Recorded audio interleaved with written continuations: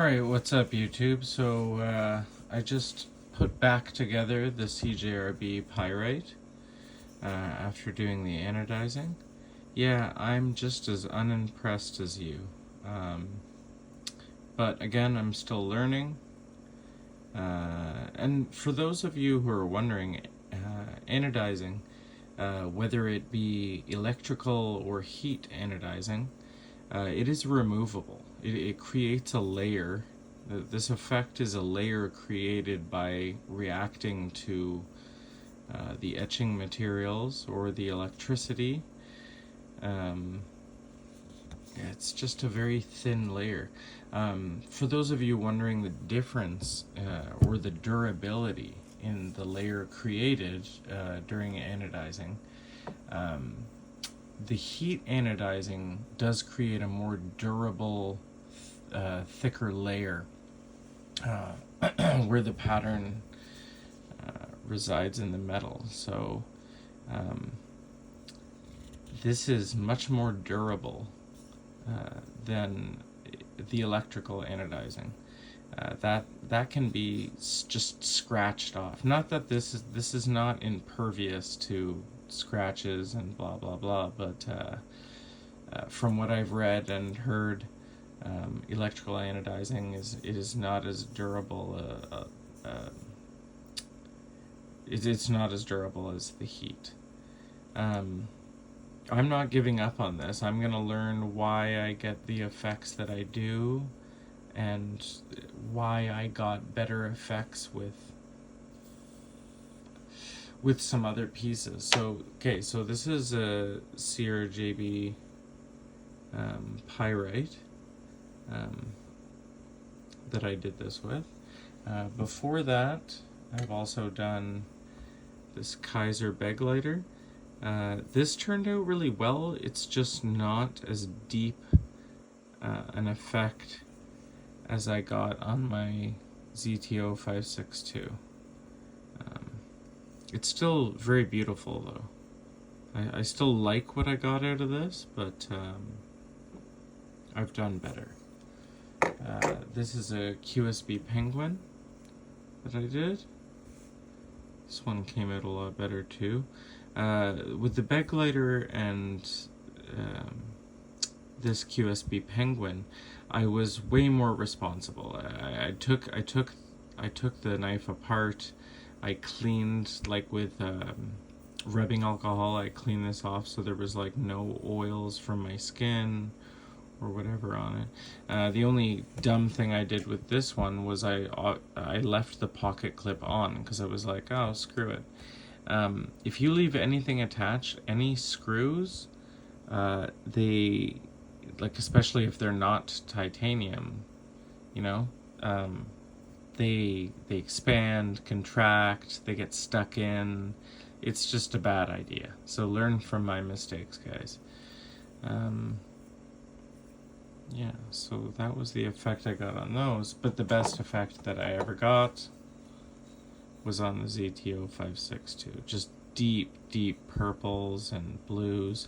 I, like an idiot, which is ridiculous because this knife is very expensive, I left a bunch of stuff on it. I left these screws. These screws are fucked. I'm gonna have to replace them if I can get them. Well, no, they all come out, except for the one holding the over travel. I don't know if I'll ever get that out. Maybe one day I'll take this knife to like a professional knife smith, and they can fix her up. There's a bunch of gunk in it right now. I don't know what that's from, but yeah, either way, the effect that I got on this is what I've been chasing with other things. So far, I have yet to repeat it, but I'll get there. I'll figure it out. I'll crack this nut. But yeah, it's a pretty big difference.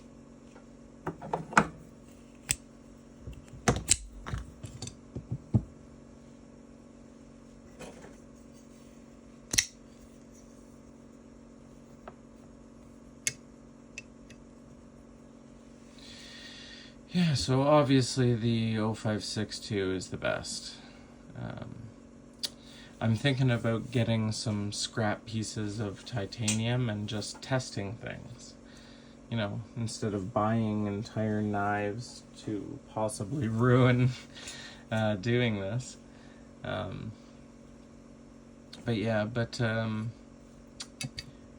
I am very taken with, although I used to be all about the titanium.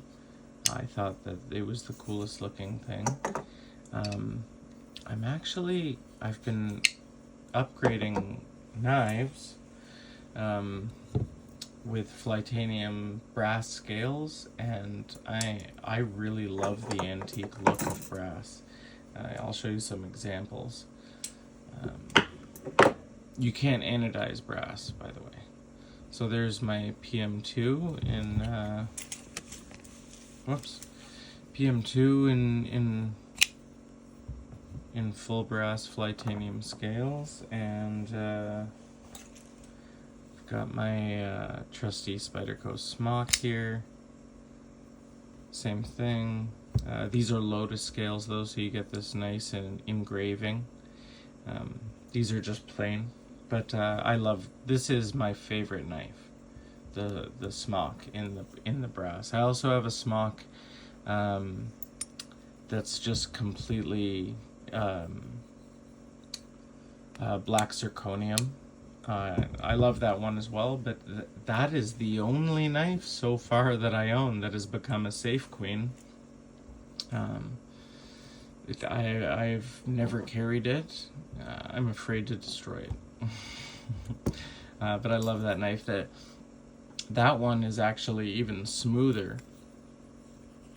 This one doesn't close as easily. I know it looks like it closes very easily, but the other one is just you push that button and the hammer just drops. That thing just closes right up. So anyway, I think I'm going to do some more videos on anodizing, but I think they're going to be with scrap. Something that I did with this one was I read somewhere that heating from the backside of the scale is the best, because then that way the show side gets the most even distribution of heat. But every time I've done it, the side that I was hitting it with the heat got the better effect, got the blues over the reds. Like for instance this one, I'm pretty sure I just heated it up from both sides. I was just turning it while I was heating it. And I think if I broke this down right now, you'd see it's like almost exactly the same effect front and back, whereas this, the sides you can see are a lot more reds and this and that, but the other side is more like not as deep as this, but it's more blues and purples. I don't remember this one, but I think it's the same thing as this. I think I was more heating it up from the back. Anyway, I'm going to do a lot more research into this and see if I can't get my hands on some scrap titanium. But in the meantime, I think I might be dressing my knives up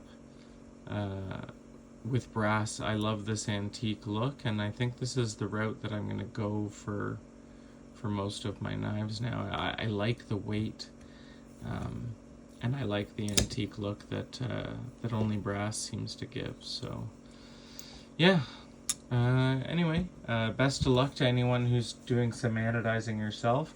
In the future, I feel like I might try to get my hands on a power supply and give a shot to the electric anodizing.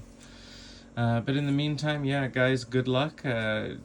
Don't be afraid to experiment on some titanium. Yeah, and let me know in the comments or anything like that if you know where to get cheap titanium that I can just play with or whatever. But anyway, guys, good luck with your if you're trying this yourself, and have a good night. Peace.